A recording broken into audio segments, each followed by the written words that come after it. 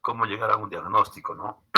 Mediante una historia clínica y mediante las técnicas de diagnóstico, ya sean radiografía, tomografía, resonancia, imágenes, o ya sean laboratoriales, ¿no? Todo lo que es laboratorio, y otros métodos de apoyo, ¿no? Para llegar a un diagnóstico. En esta ocasión vamos a conversar sobre lo que es los síndromes en neurocirugía. Seguro sus compañeros van a clasificar en síndromes cerebrales y síndromes medulares, ya para poder entenderlos mejor. Incluso en el encéfalo tenemos pues, los síndromes cerebrales, síndromes de tronco encefálico, síndromes del cerebelo, ¿no? Pues en los 3 niveles. Y en la médula, síndrome medular. Ya, entonces de eso vamos a conversar en esta mañana. Y otra cosa que hay que saber es, los diagnósticos pueden ser, como dijimos la clase anterior, ¿no es cierto? Diagnóstico sindrómico, topográfico, nosológico y etiológico, ¿no es cierto? Entonces, lo que vamos a conversar hoy día es sobre síndromes, todo lo que es síndromes, ¿no es cierto? Y cómo llegamos a un diagnóstico sindrómico, ya lo dijimos también, ¿no? Mediante la clínica más que todo, ¿no? La clínica del paciente. La clínica y el examen físico incluso, lo que le examinamos nosotros al paciente, qué le encontramos, ¿no? Entonces, con esos 2 criterios nosotros vamos a llegar a un diagnóstico sindrómico. Y todos los síndromes que hoy vamos a dar es hasta ahí, pues, ¿no es cierto? Hasta ahí. Todo lo que es clínica y examen físico. Entonces, jóvenes, el diagnóstico sindrómico, ¿cómo se llega a hacer?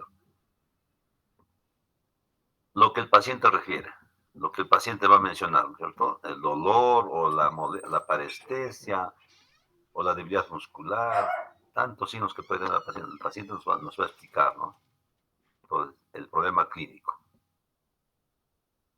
Entonces, armamos un diagnóstico sindrómico en base a la anamnesis y el examen físico. Entonces, con todos esos datos, nosotros tenemos que saber decir qué síndrome tiene este paciente. Aclarando entonces, para el síndrome no necesito ninguna prueba, o sea, no necesitamos hacer ningún examen todavía.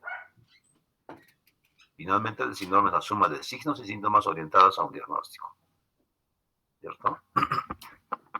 Eso en cuanto al sindrómico. Entonces, de esto vamos a conversar esta mañana. Pero también hay también diagnóstico topográfico, ¿no es cierto?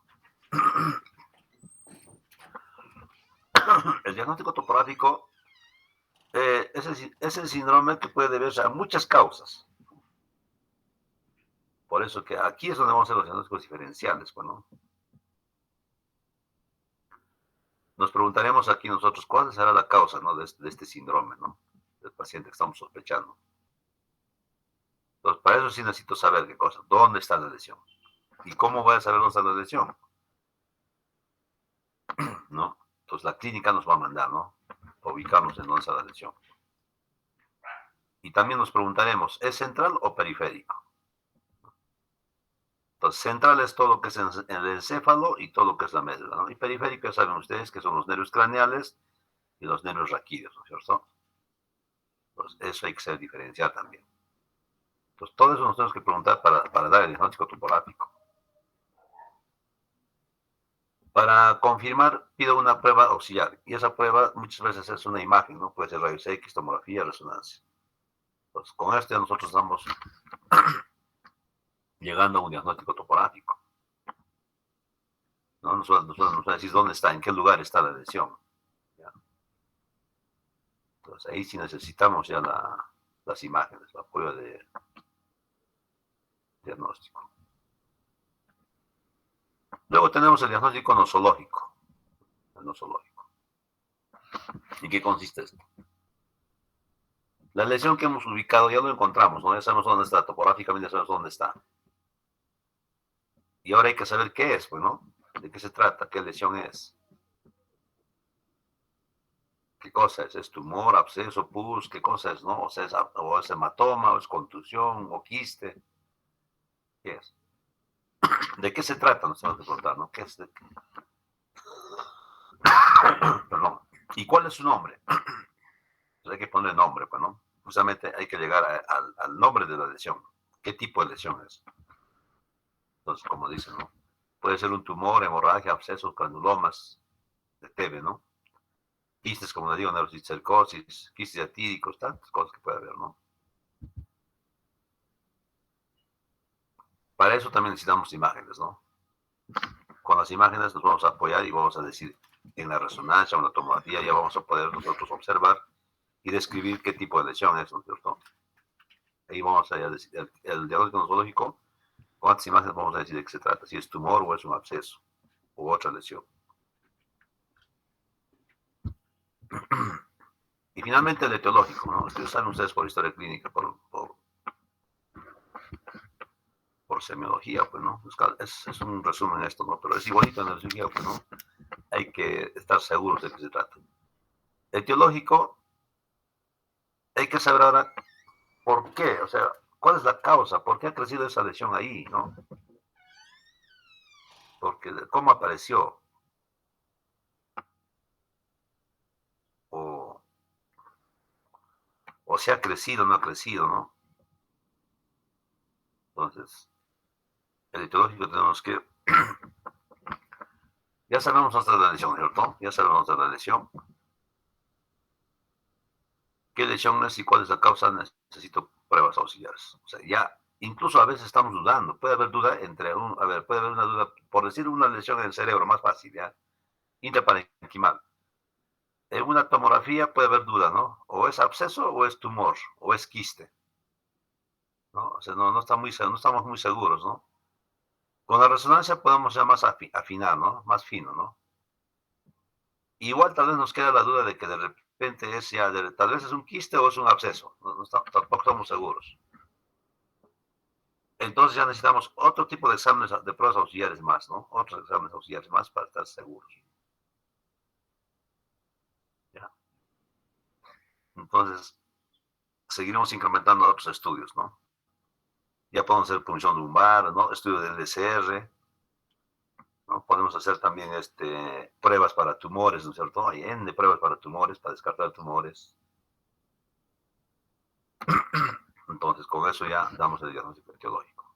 ¿Qué cosa es? ¿No? Es un meningioma, inclusive jóvenes, dentro de los tumores, ya es tumor, digamos, ¿no? Ya es tumor, en la resonancia es tumor. Pero ¿qué tipo de tumor es? Los tumores también son diferentes, ¿no es cierto? Será un glioblastoma, será un meningioma, será un astrocitoma, mejor es así, ¿no es cierto? Entonces ahí vamos a fijarnos al etiológico, ¿no? ¿Cuál es? Para eso ya necesitamos otras pruebas, ¿se dan cuenta? Más finas ya, ¿no? Tenemos que hacerlo, es mejor, ¿ya? Pero lo último, lo mejor en estos casos jóvenes en neurocirugía es mejor, si está quirúrgico, es factible entrarlo, es mejor operar y tomar una muestra y hacer sus estudios, ¿no? Patológicos. Y damos el diagnóstico definitivo. ¿Ya? A veces nosotros, a veces nosotros hemos entrado a cirugías, por decir, en tumores se entiende mejor, por decir de tumores, con la duda, ¿no? De que puede ser un astrocitoma o puede ser un glioblastoma. Porque el meningioma también es fácil de reconocer, está siempre por las meninges. Ustedes saben que la meninge está alrededor del cerebro, de la masa encefálica, ¿no es cierto? Los meningiomas no podemos fallar en decir si es o no es meningioma, porque siempre está debajo de los huesos, de cualquier parte del hueso craneano. Incluso en la base también puede crecer, porque por ahí también hay dura madre, ¿no es cierto? Entonces, eso no hay problema. El problema es cuando es intraparenquimal. Ahí sí, ahí puede haber dudas, ¿no? Glioblastoma, astrocitoma. Astrocitoma de tercer grado con el glioblastoma jóvenes, más adelante lo vamos a ver, es un astrocitoma de cuarto grado. O sea, ya es el tumor ya más fatal, ¿no? De mal pronóstico, el glioblastoma. Entonces, para esos casos hay que solicitar mejor otras pruebas para estar fijos, ¿no? Les decía, nosotros a veces entramos con esa duda, ya, o es astrocitoma o es glioblastoma, ¿no? Operamos, sacamos el tumor, mandamos a patología y ya nos dice fijamente qué es, ¿no? Astrocitoma o glioblastoma, ya glioblastoma. Nos quedamos con esa, ¿no? Entonces, en cada parte del encéfalo es diferente. Bueno, por ejemplo, en fosa posterior, en cerebelo, hay otros tumores ya, ¿no es cierto? Hay otros tumores. No solamente ver astrocitoma, ¿no? Entonces, cada parte del encéfalo tiene sus tumores propios también. Entonces, ahí también vamos a tener otras dudas, ¿no? Puede haber medulloblastoma a nivel de la fosa posterior, ¿no es cierto? Entonces, ya tenemos otras dudas, ¿no? Entonces, para decir el etiológico, necesitamos exámenes, pruebas auxiliares más finas, ¿no? Muy bien, jóvenes, eso les quería mencionar para que los compañeros empiecen a disertar pues, la revisión de los síndromes. ¿Cómo estamos? ¿Han ingresado los compañeros o no? Los expositores estamos, doctor, desde hace Ya, ratito. expongan nomás ya todos, mira, a ver. Y la lista, ¿qué hacemos con la lista, pues? Va a quedar para ver varias faltas, ¿ah? O le ponemos asistencia a todos por hoy día. No, a ver qué hacemos.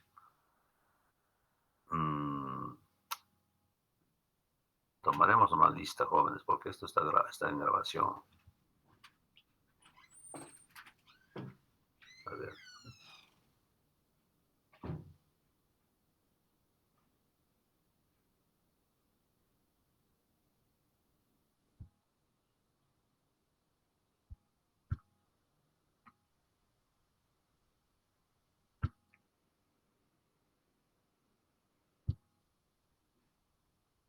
Rápido, rápido, jóvenes, ya. Aguilar Cueva. Presente, doctor, buenos días. Buenos días. Amau Guamán. Presente, doctor, buenos días. Apasa Mamani. Presente, doctor, buenos días. Buenos días. Arango Vázquez. Presente, doctor, buenos días. Buenos días. Arias Condori. Presente, doctor, buenos días. Buenos días. Cárdenas Choque. Cárdenas Choque. Cárdenas Choque Noelia. Cárdenas Portugal. Castellanos Jurado. Chacón Cusigomán. Presente, doctor, buenos días. Buenos días. Dávila Gors. Presente, doctor, buenos días. Buenos días, en serio. De la Torre Vera. Presente, doctor, buenos días. Buenos días. Durán Olivera. Presente, doctor, buenos días. Buenos días. Flores González. Flores González. Garay Valdivia. Presente, doctor, buenos días. Buenos días. García Quintanilla. Góngora Jaramillo. Presente, doctor, buenos días. Buenos días. Iquiapasa Jara. Presente, doctor, buenos días. Buenos días. Jordán Saldaña. Jordán La Torre Alvis. La Torre presente, doctor. Buenos días. León Palma. Presente, doctor, buenos días. Buenos días. Loaiza Farfán. Presente, doctor. Mano López. Buenos días, doctor, presente. Mamani Valderrama. Presente, doctor, buen día. Buen día. Mejía Romero. Mejía Romero. Moscoso Quispe. Presente, doctor. Nina Moreno. Presente, doctor, buen día. Buen día. Olarte Pino.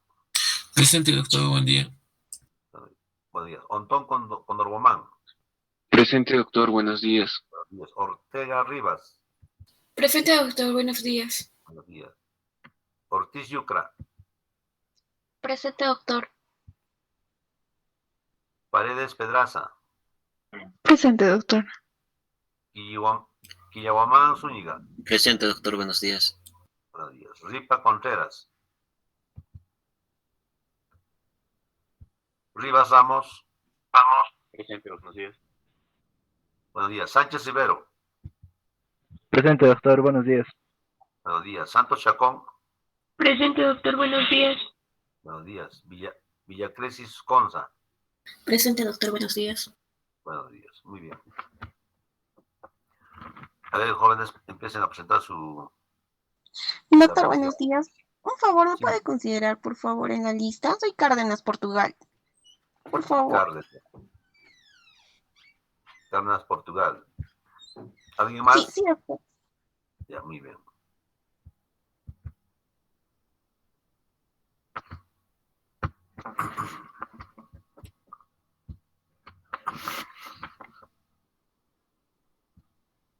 Muy bien, jóvenes, pueden presentar su... Yo voy a salir, ¿no? Tengo que salir, creo. Ah, ya me votaron ya. Un ratito, un ratito.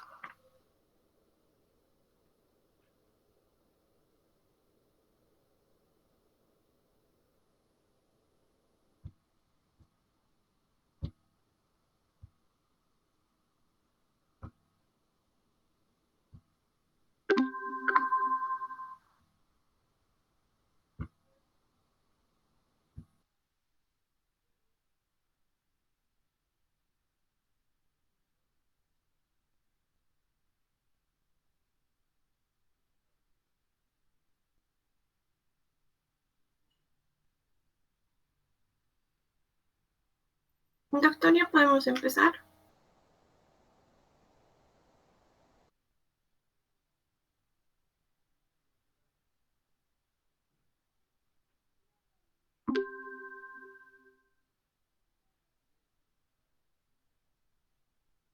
Ya está grabando, puedes empezar.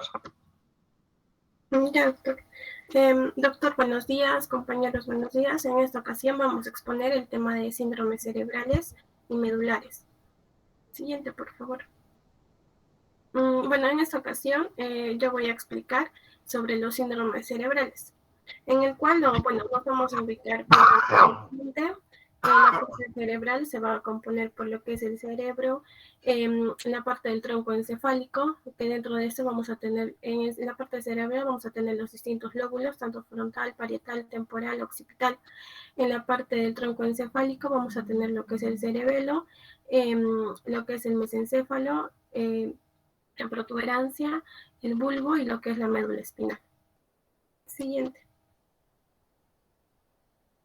Ya. Primero vamos a hablar sobre lo que son los síndromes lobares, los cuales, para poder localizarnos en cuanto a los síndromes, vamos a tener lo que es la clínica, lo cual nos va a orientar o nos va a ayudar a ver dónde puede estar la lesión a nivel anatómico.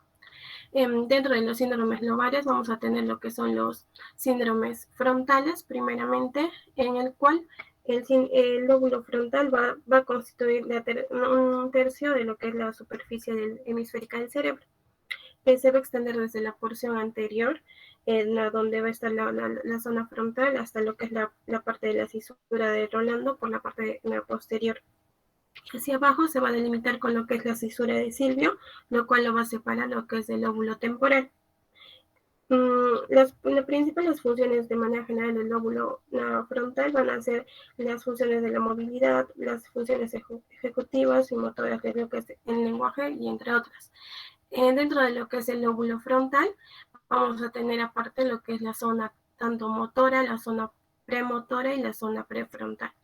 Dentro de la zona prefrontal vamos a tener lo que se puede dar lo que es el síndrome orbitofrontal, el síndrome dorsolateral o el síndrome mediofrontal.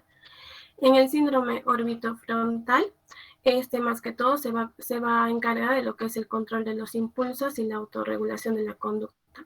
Siguiente, por favor. Aquí, dentro de este síndrome del orbitofrontal, vamos a ver que va a tener la clínica, la afectación más que todo va a ser de la parte disejecutiva, es decir, va a haber una desinhibición, va a disminuir lo que es la impulsividad y la afectación de lo que es la autorregulación de la conducta. Acá podemos ver una serie de síntomas que puede presentar si la lesión está en esta zona. Por ejemplo, la desinhibición, la euforia, la disforia, la impulsividad, irritabilidad y la agresividad de la persona. Puede tener lo que es una depresión. Va a tener puede tener también un incremento del apetito, del peso. En sí, toda esta clínica se puede presentar si la lesión está ubicada en esta región. Luego vamos a tener lo que es el síndrome dorsolateral. Siguiente, voy, por favor. Siguiente, ya. En el síndrome dorsolateral, en esto más que todo va a estar relacionada con lo que es la emoción. Dentro de esto, la afectación de esta zona va a ser más que todo la parte ejecutiva en cuanto a la planificación, regulación y verificación cognitiva. Aquí también vamos a tener algunos síntomas que nos pueden orientar a ubicar la lesión, como puede ser la alteración en cuanto a la planificación o generación de estrategias de la persona, respuestas extravagantes, la reducción o la tendencia a respuestas estereotipadas. Puede tener alteración en cuanto a los mecanismos de atención compleja, una disfunción ejecutiva con una alteración de lo que va a ser la afluencia verbal, la anomia o una depresión o una personalidad pseudodepresiva. Siguiente. Luego vamos a tener lo que es el síndrome medio frontal, donde esta parte se va más que todo, se va a diferenciar por lo que es la asinesia y la apatía. En esta parte se va a dar una reducción de lo que es la acción en cuanto a la apatía con la asinesia. Acá se puede ver involucrada lo que es la parte afectiva, cognitiva y motor. En la parte afectiva se va a ver la parte de la expresión plana y estable, se va a ver alterada. En la emocional puede haber una ausencia de interés por algunas cosas o se va a dar la excitación ante acontecimientos, ya sea positivos o negativos. No va a saber cómo reaccionar. En la parte cognitiva puede haber una falta de interés por nuevo aprendizaje o falta de preocupación por la parte personal. En la parte motora, va a haber la reducción de productividad, es decir, no va a realizar sus tareas cotidianamente o va a haber un desinterés. En la fascia puede haber una fascia motora transcortical y si hay lesión también en lo que es el cuerpo calloso, se puede dar lo que es una apraxia callosa y de la parte de las extremidades izquierdas. Siguiente. Dentro de la parte del lóbulo frontal también podemos tener lo que son las lesiones premotoras y las lesiones motoras. En esta parte, en cada área va a haber distinta sintomatología que nos puede ayudar a identificarla. En cuanto a las lesiones motoras, vamos a tener tanto manifestaciones deficitarias y manifestaciones paroxísticas. En las deficitarias podemos ver lo que son una paresia contralateral, la pérdida de los movimientos finos, las cinesias. También podemos tener las lesiones de convexidad, es decir, una hemiparesia una fascia braquial o una hemiparesia crural. En las manifestaciones paroxísticas podemos tener presentación de crisis epilépticas motoras parciales o, el desarrollo contralateral jacksoniano. En cuanto a las lesiones premotoras, vamos a tener cuando se puede ver afectado lo que es la corteza somatomotora de asociación, que sería el área 6, o la corteza oculomotora, el área 8, donde dentro de cada una de estas va a haber tanto también manifestaciones deficitarias y manifestaciones paroxísticas. En lo que es el área 6 podemos tener paresia de los músculos proximales, apraxia motora o cinética, se puede dar lo que es el reflejo de prensión o la apraxia orofonatoria, es decir, las lesiones inferiores. En las manifestaciones paroxísticas se pueden dar crisis motoras parciales, contralaterales. Si la lesión está en el área 8, que es la oculomotora, en sus manifestaciones deficitarias podemos ver déficit de los movimientos conjugados de la mirada, es decir, una desviación hacia la lesión de los ojos se puede presentar. También se puede dar la impersistencia del motor ocular, es decir, lesiones diacrónicas. En las paroxísticas podemos ver la desviación paroxística de los ojos en dirección opuesta a lo que sería la lesión en donde se encuentra. En la corteza premotora inferior de asociación, pues se puede dar de asociación verbal izquierda el área de Broca. En esta se puede presentar lo que es la fascia de Broca, la femia o la prosodia, que también se da en las lesiones hemisféricas derechas. En el área motora suplementaria podemos ver lo que son déficits de iniciación del habla, una fascia motora transcortical, una praxia motora, alteraciones de la imitación motora, un reflejo de presión, y en la parte paroxística se puede dar bloqueo del habla o la palilalia en el paciente. Siguiente. En cuanto a luego vamos a tener los síndromes temporales, que va a estar relacionado con la parte auditiva y la parte del lenguaje. En el lóbulo temporal va a estar por la parte delantera, por así decirlo, y su límite superior va a ser en sí la cisura de Silvio, y por debajo se puede extender hasta la base del cráneo. Siguiente. Dentro de este vamos a tener lesiones auditivas y lesiones de corteza. En las auditivas podemos tener cuando la de la corteza auditiva primaria o de la asociación. En la primaria vamos a tener lesiones unilaterales que pueden ser trastornos subclínicos, donde se puede presentar lo que es la sordera cortical, o que esto se pueden detectar mediante las pruebas de audición. También se pueden presentar lo que son ilusiones y lo que son las alucinaciones visuales. Y cuando la lesión es bilateral, se puede dar lo que es la sordera cortical. En la corteza auditiva de asociación, si la lesión está en la parte del hemisferio izquierdo, se puede dar lo que es la fascia de Wernicke. Y si se asocia a una lesión profunda, se puede dar en una cuadrantonopsia homónima superior derecha en el paciente. También podemos ver afasias de conducción, una amnesia material verbal. Si la lesión está en el hemisferio derecho, se puede dar una amusia receptivo sensorial, una disprosodia sensorial o una amnesia también de la visual. Si la lesión es bilateral, podemos ver una agnosia auditiva, una sordera que es puramente verbal. En cuanto a las lesiones de la corteza, podemos ver cuando la lesión está en la corteza temporal lateral, con asociación supramodal, podemos ver una anomia, una alteración del aprendizaje visual, amnesia retrógrada, el síndrome confusional con presencia de agitación.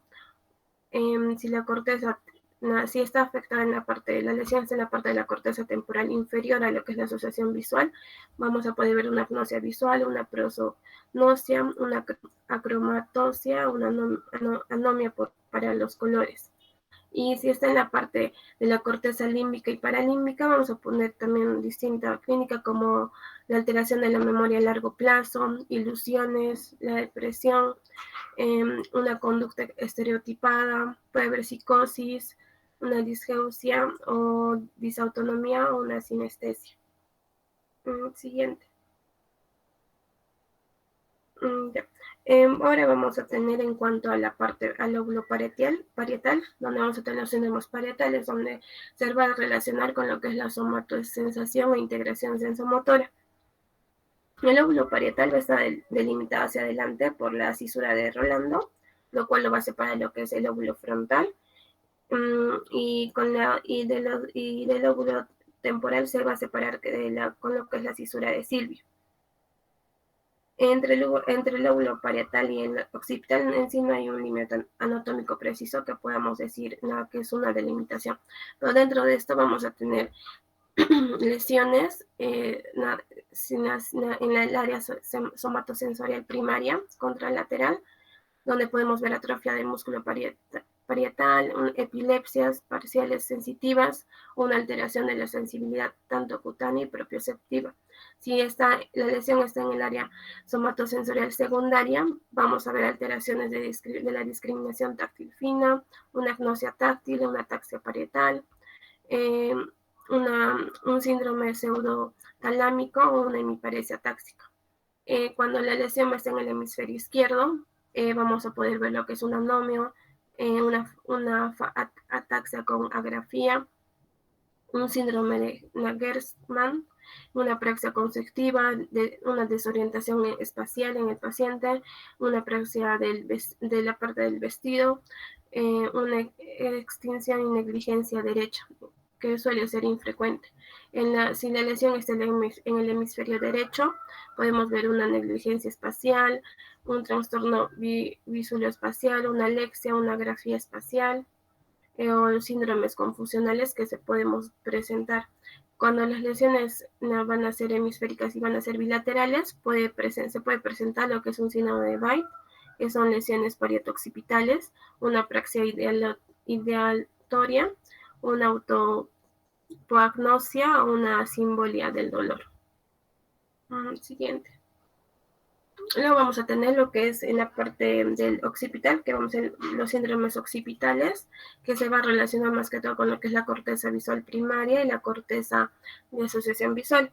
Este va a estar compuesto por giros y circunvoluciones de gran variabilidad anatómica. Más que todo, bueno, en este lóbulo se va a encontrar lo que es el centro de la visión.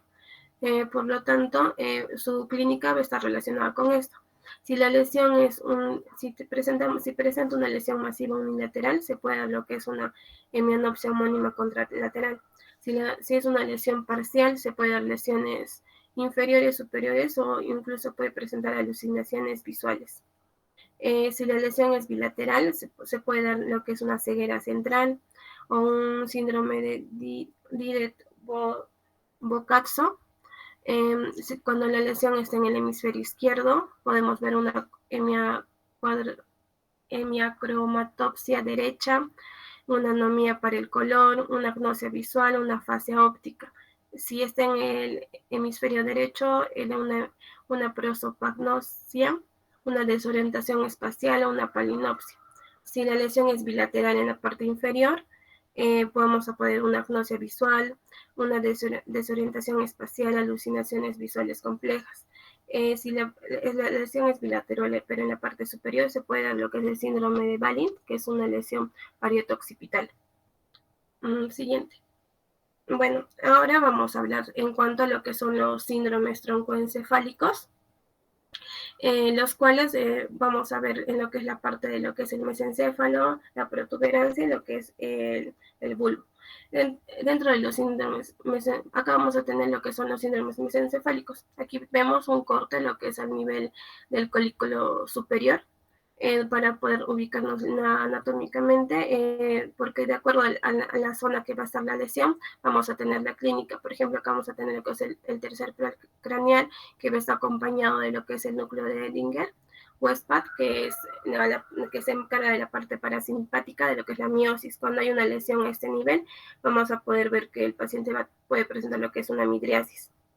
Vamos a tener también lo que es el aspiramidal, que se relaciona con la parte motora, el núcleo rojo, que es el control de los movimientos involuntarios, el menisco medio, que se relaciona con la parte sensitiva profunda y específica contralateral, el tracto espinotalámico, que se relaciona con la sensibilidad del dolor y la temperatura, el colículo superior, el fascículo longitudinal medial, que se relaciona con lo que es la mirada conjugada, que va a tener una parte de unión con el tercer par craneal y el sexto par craneal. Siguiente. Bueno, primero vamos a tener lo que es el síndrome de Weber, el que se presenta. El síndrome de Weber normalmente suele ser secundaria a una afectación del mesencéfalo ventral. Este se puede producir por un infarto de las estructuras que se relacionen en esta área o puede ser secundaria a la oclusión de las ramas paramediales de la arteria basilar o arterias cerebrales posteriores. Clínicamente se va a caracterizar porque va a haber una parálisis oculomotora ipsilateral, es decir, del mismo lado de la lesión. Por ejemplo, acá en la imagen vemos que la lesión está en la parte ventral y acá afecta a lo que es la parte de las piramidales, es decir, también afecta a la parte motora y también va a estar comprometido lo que es el tercer par craneal. Por lo tanto, vamos a ver una parálisis oculomotora ipsilateral, es decir, el mismo lado de la lesión, una oftalmoplegia homolateral, se puede dar una tosis palpebral, como vemos en la imagen del paciente. También va a presentar la midriasis, porque se ve afectar el tercer par craneal, y puede haber lo que es una hemiplegia contralateral, es decir, opuesto a lo que es al lado de la lesión. Siguiente.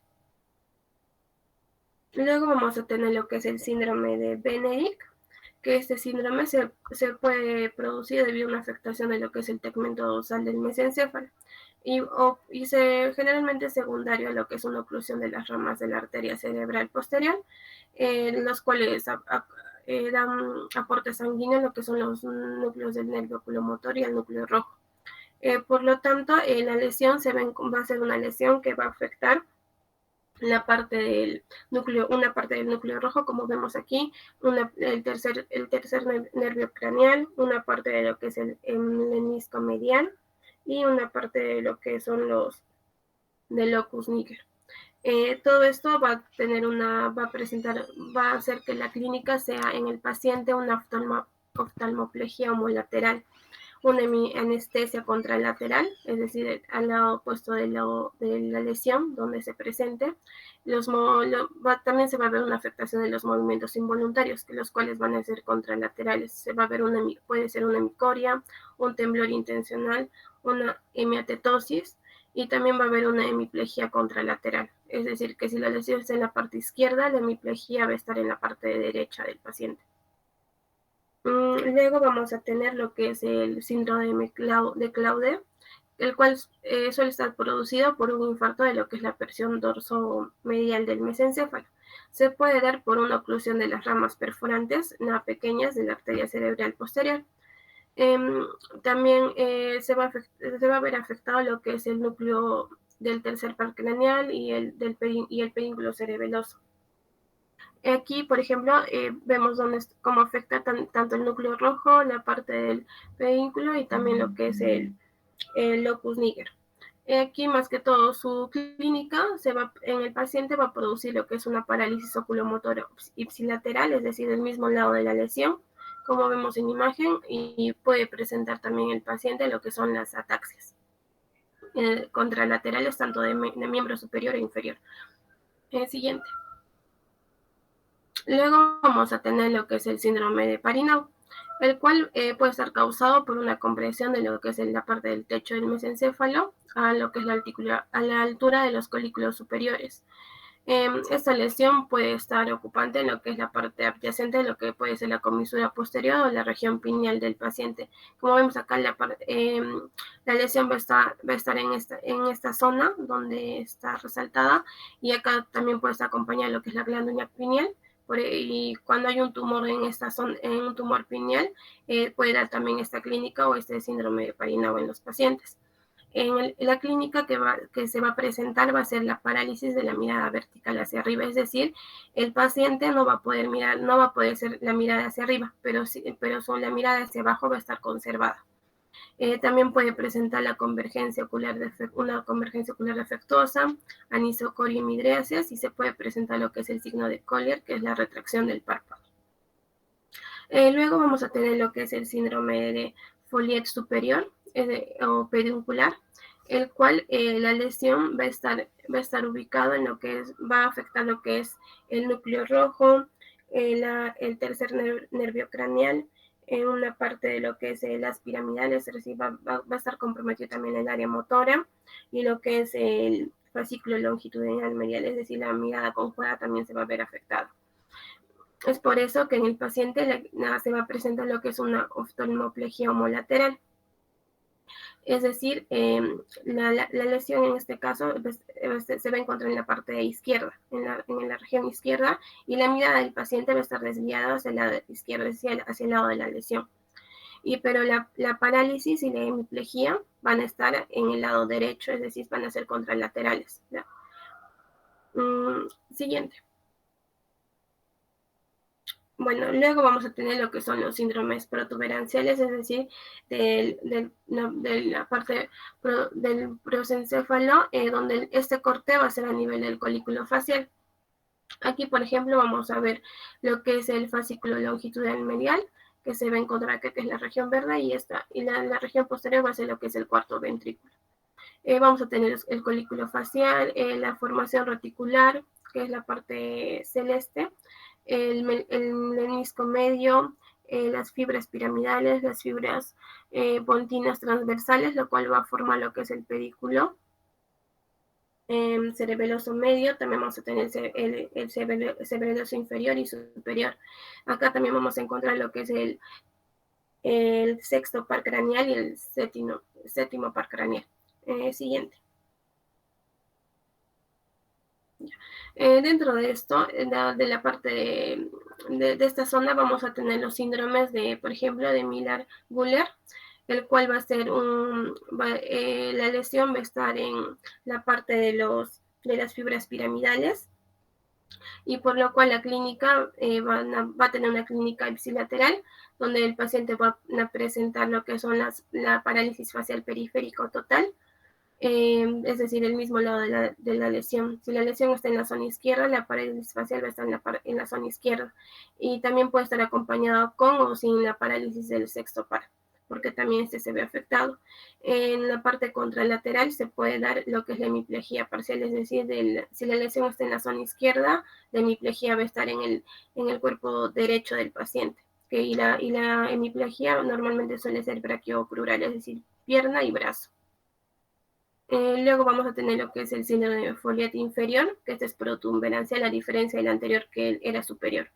Este es inferior, y la lesión va a afectar tanto las fibras piramidales, el sexto y séptimo par craneal y parte del menisco medio. La clínica en este caso, debido a la afectación, va a ser del mismo lado de la lesión, es decir, va a tener una parálisis facial periférica. Va a estar la desviación conjugada de la mirada del lado opuesto hacia la lesión, es decir, la lesión está en el lado izquierdo y la mirada conjugada va a estar hacia el lado derecho. En contralateral vamos a tener lo que es la hemiplegia parcial y lo que es también una anestesia de esta zona, ya que también está afectado lo que es el menisco medio. Siguiente. Luego vamos a tener lo que es el síndrome de Locked-In o de cautiverio o de enclaustramiento, como se le conoce. Es como un pseudocoma que presenta el paciente. Este más que todo se debe a una lesión en la parte de las fibras piramidales, de la vía piramidal, que va a estar en la porción más ventral, como vemos acá. Este puede producir todo lo que es una parálisis de todos los músculos, más que todo de la parte de la respiración voluntaria. En este caso, el paciente se va a mantener en un estado de vigilia, y acá, por ejemplo, vamos a tener también la lesión de las vías corticoespinales o corticovulvares, lo cual va a hacer que presente esta clínica. Esto usualmente o frecuentemente suele ser secundario a lo que es una mielolisis central pontina. El paciente en sí va a presentar lo que es, como vemos en imagen, va a ser una paciente tetrapléjica, va a tener alteración de los movimientos oculares horizontales y, bueno, también la alteración de lo que es la vía corticoespinal, lo cual hace que esté en un pseudocoma. Siguiente.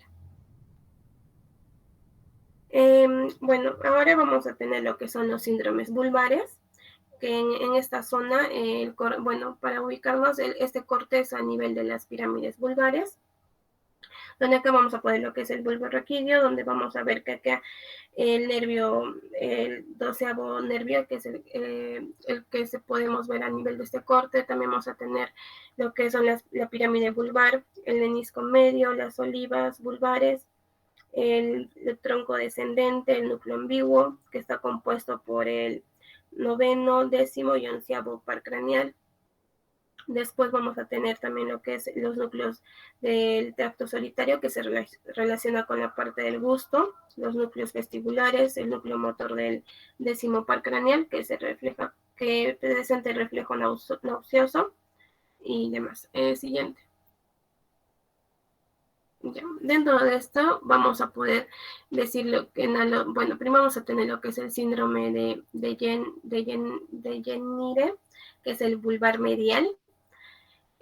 Aquí la lesión va a estar, bueno, más que todo se puede ver lo que es un infarto de la porción medial del vólvulo, con afectación de lo que es el nervio hipogloso, es decir, del 12º. Acá, como vemos, va a estar la lesión en la parte anterior del vólvulo y bueno, está afectada lo que es la pirámide vulvar y el 12º par craneal.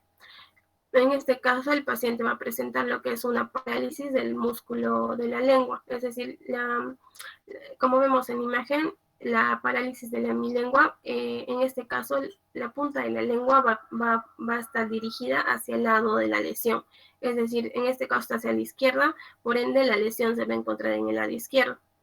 En la clínica, en la parte contralateral, vamos a tener una hemiparesia brachiocrural, una alteración también de la sensibilidad tanto profunda y propioceptiva y una hemiplegia parcial también se puede ver, pero va a respetar lo que es la parte de la cara, es decir, en cara no va a haber alguna afectación, solamente es en brazo y pierna. Siguiente. Luego vamos a tener lo que es el síndrome vulvar lateral o de Lauenberg, el cual puede estar producido por lo que es un daño en la porción lateral del bulbo raquídeo, normalmente secundario a un infarto de la arteria cerebelosa posterior inferior. Aquí, por ejemplo, la lesión va a ser una lesión grande que puede afectar lo que es el tracto descendente del quinto nervio, el núcleo motor del décimo, el fascículo hipotalámico simpático y el espino lateral. Aquí, a diferencia de otros síndromes, acá podemos decir que la lesión no va a afectar la parte motora va a estar intacta. Aquí no vamos a ver afectación de la parte motora. En la clínica vamos a poder ver que del lado de la lesión, es decir, la lesión está en la zona izquierda y del lado de la lesión el paciente puede presentar lo que es una disfagia más una disartria, una analgesia, una termoanalgesia facial, una hipoestesia, se puede dar lo que es el síndrome de Horner, puede presentar signos cerebelosos como la ataxia, puede tener el síndrome vertiginoso, es decir, presencia de náuseas, vómitos, y se puede dar lo que es la parálisis del 11º y 10º par craneal. En la parte contralateral a la lesión se puede dar lo que es una hipoestesia corporal contralateral, tanto en toda la región como vemos en la imagen. Siguiente. Luego vamos a tener lo que es el síndrome de Babinski o el de Nagiotto, en el cual esta lesión, a comparación de la anterior, sí va a afectar lo que es la parte motora. Aquí sí vamos a ver compromiso tanto de la parte sensitiva como de la parte motora. Aquí el paciente en la misma zona de la lesión va a poder presentar lo que es una anestesia, la parálisis de la lengua o signos cerebelosos como la ataxia, la dismetría o disinesia, y también puede presentar el síndrome de Horner. En la parte contralateral a la lesión va a presentar lo que es una hemiplegia parcial y una hemianestesia. Como dije, va a estar afectado tanto en la parte sensitiva como motora, a diferencia del anterior que solo era la parte sensitiva. Siguiente. Ya. Bueno, y finalmente vamos a tener lo que son los síndromes cerebelosos, los cuales estos más que todo van a estar, cada hemisferio del cerebelo va a estar conectado con las vías nerviosas principales del mismo lado del cuerpo. Es decir, que si una lesión se encuentra en uno de los hemisferios, va a dar origen a signos y síntomas que van a estar delimitados al mismo lado del cuerpo. Van a ser ipsilaterales. Dentro de los síntomas o signos y síntomas que podemos ver, vamos a poder ver lo que es una ataxia, una dismetría, una sinergia, una hipotonía o una disartria o dislalia. Dentro de estos síndromes cerebelosos vamos a tener más que todo dos. Uno, lo que es el síndrome neurocerebeloso o síndrome del hemisferio cerebeloso, que suele ser causado por tumores del hemisferio o un infarto cerebeloso que se pueda dar a este nivel. Los síntomas suelen ser unilaterales y más que todo afectan lo que es el lado del cerebelo el que está afectado. Acá el paciente va a poder presentar lo que es una ataxia, ya sea unilateral o bilateral, una dismetría, una disartria, una sinergia, una hipotonía, un nistagmus. En cuanto a su ataxia, en este caso, si la lesión es bilateral, puede presentar lo que es la marcha en zigzag o marcha de ebrio. Si la lesión es unilateral, se puede dar movimientos de las extremidades, más que todo va a haber en parte de los brazos, que va a ser los más afectados. También acá vamos a encontrar lo que es el síndrome arquicerebeloso o síndrome del Vermis, el cual va a afectar más que todo a las estructuras que tengan que ver con los trastornos del equilibrio. La lesión suele estar en la parte media del cerebelo, es decir, del Vermis, y se puede causar, la causa más que todo puede ser por un meduloblastoma, más que todo en niños, que se suele dar en esa región del Vermis. Los signos y síntomas van a estar asociados más que todo al sistema vestibular y puede presentar lo que es una ataxia troncal, es decir, la incapacidad de poder sostenerse sentado o de pie. Va a tener una inestabilidad del paciente, va a tener una incoordinación muscular, tanto que va a involucrar la parte de la cabeza y del tronco, es decir, en la parte troncal, es decir, el tórax, pero las extremidades no van a estar afectadas. Va a tener una tendencia de que el paciente se caiga hacia adelante o hacia atrás. Va a tener una inestabilidad. También puede presentar lo que es un nistagmus vertical, que suele ser muy exagerado, es decir, el paciente no va a ser capaz de poder seguir objetos dentro de lo que es su campo visual. Siguiente.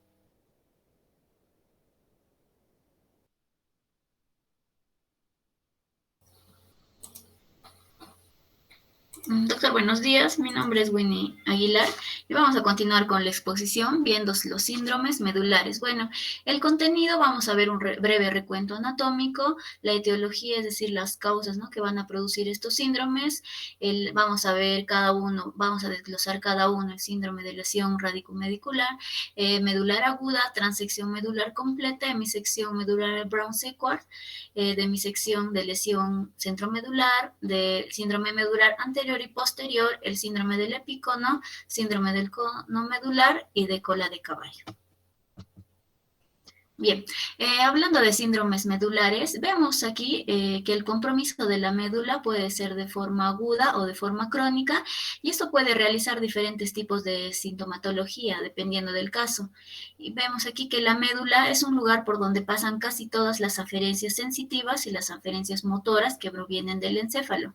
Tiene una longitud aproximada de 45 centímetros que se extiende desde S1 hasta el disco intervertebral, de L1 y L2. Y limita hacia arriba con la decusación de las pirámides y hacia abajo, como acabo de decir, en el disco intervertebral L1 y L2, terminando luego con el filum terminal, que esta es una prolongación, ¿no?, de la pía madre que recubre el cono medular y luego se prolonga hasta llegar al conducto sacro. Como vemos aquí, la cola de caballo, va a corresponder a un conjunto o la parte que sigue después del cono medular y está constituido por las últimas 10 raíces nerviosas que van desde L2 hasta C1. Bueno, para poder fijar la clínica de estos síndromes y sus comportamientos es necesario hacer un breve recuento anatómico, como les mencioné, de cómo es la segmentación o distribución citoarquitectónica. Aquí vamos a ver un corte transversal de la médula espinal para las bases ascendentes y descendentes que se encuentran conformándolo.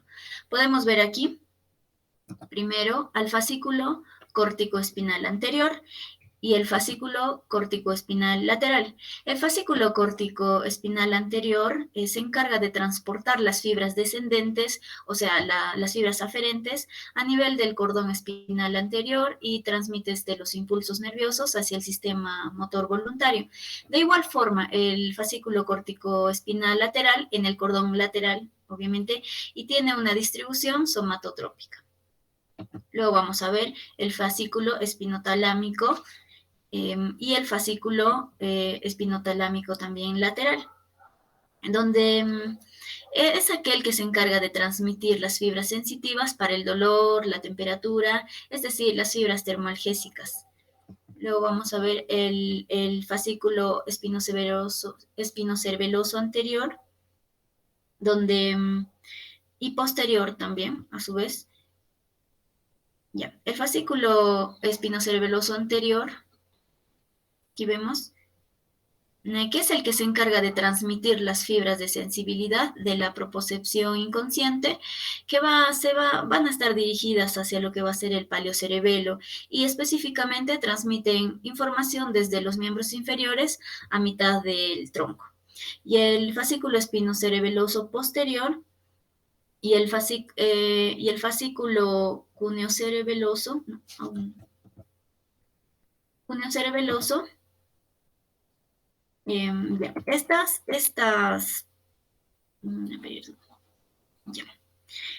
bueno, aunque no está bien descrita aquí en la imagen, tienen el mismo comportamiento que los anteriores. Lo único es que el espinocerebeloso posterior lleva las fibras desde el tronco y los primeros segmentos lumbares, y el cuneocerebeloso envía las fibras cervicales y las primeras 6 torácicas. Ahora sí, el fascículo cuneatus o de Burdach y gracilis o de Gold, o también llamado como fascículo delgado, estos son los encargados a nivel del cordón posterior y envían la sensibilidad de la propiocepción consciente, o sea, se encargan de transmitir la batestesia, palestesia, el tracto discriminativo, etc.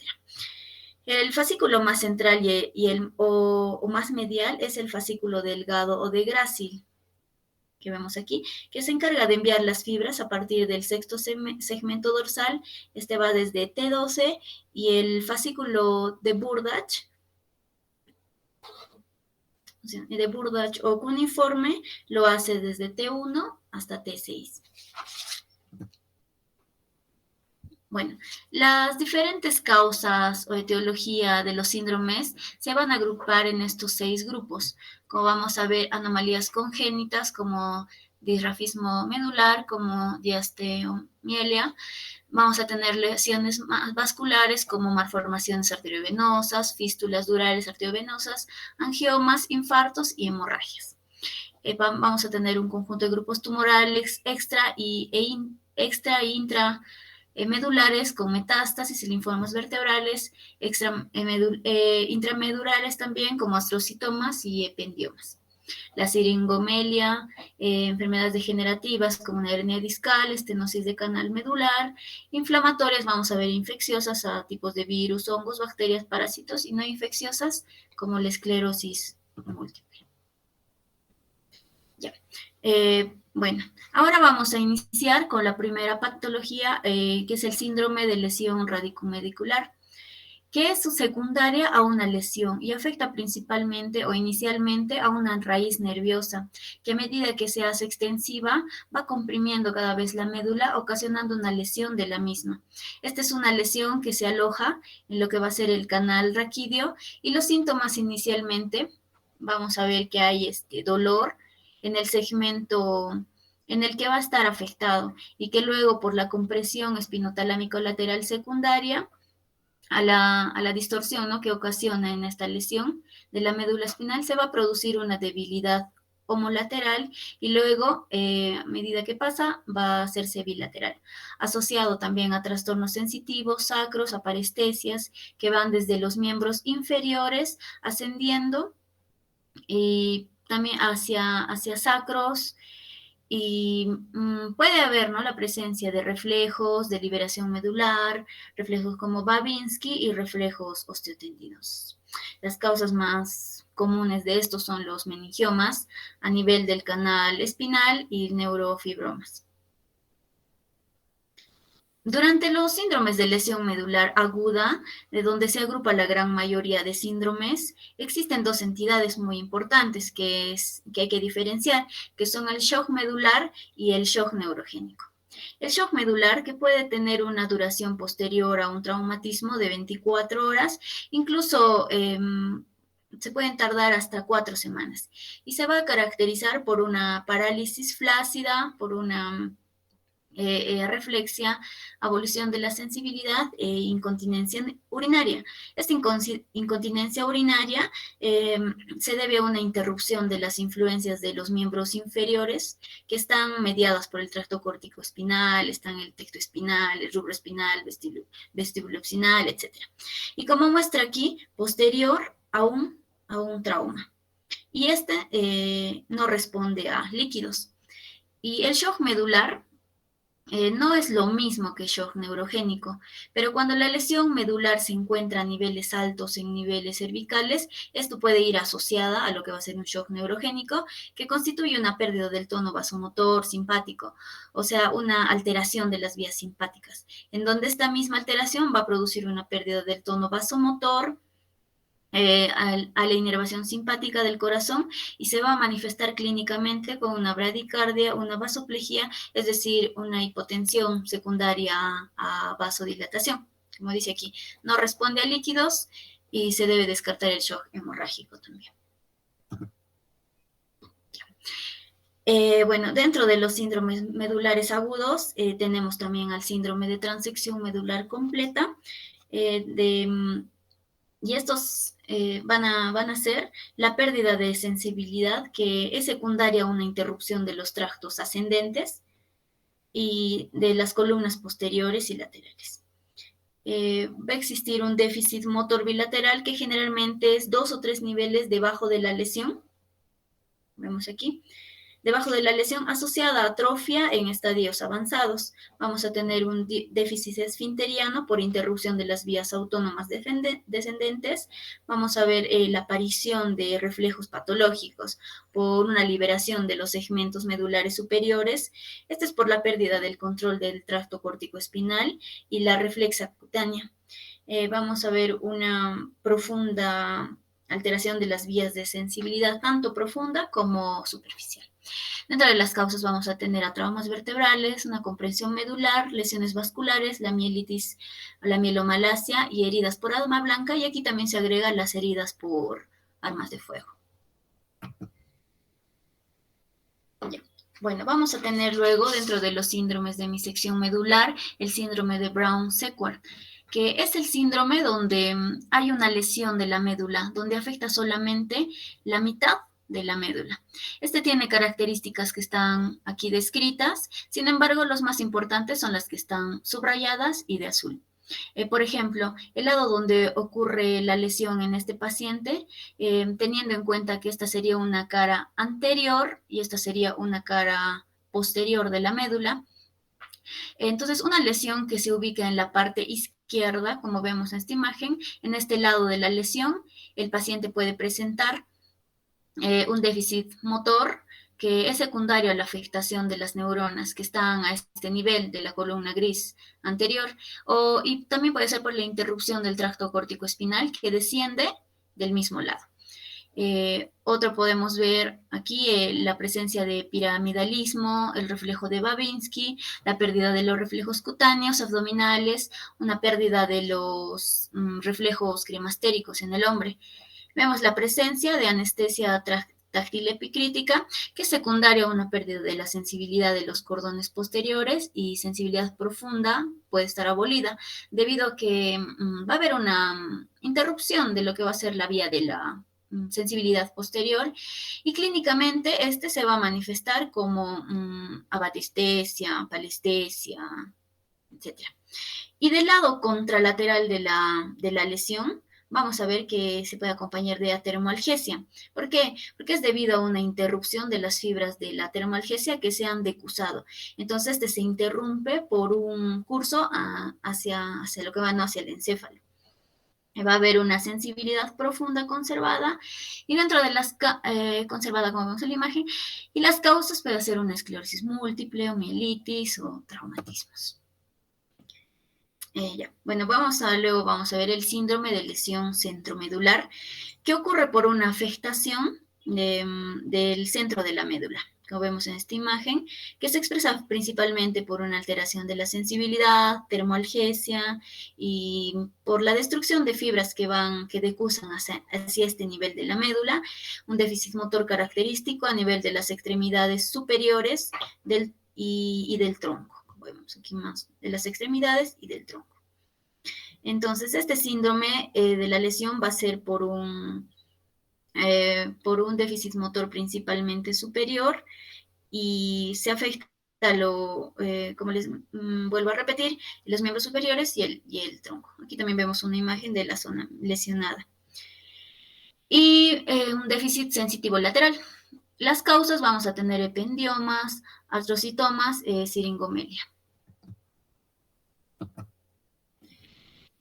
Bueno, vamos a ver el síndrome medular posterior, que es aquel que se caracteriza por una lesión en los haces espinales posteriores, que se caracteriza clínicamente por una pérdida de la sensibilidad profunda, o sea, de la propiocepción, con también apalestesia, con batestesia, va a estar acompañado, una anestesia táctil epicrítica. Bueno, también puede haber una ataxia de la marcha, que es un tipo de ataxia mixta, o sea, es dinámica y estática. ¿Y qué la puede ocasionar? Vamos a ver que puede haber una oclusión de la arteria espinal posterior, esclerosis múltiple y la sífilis.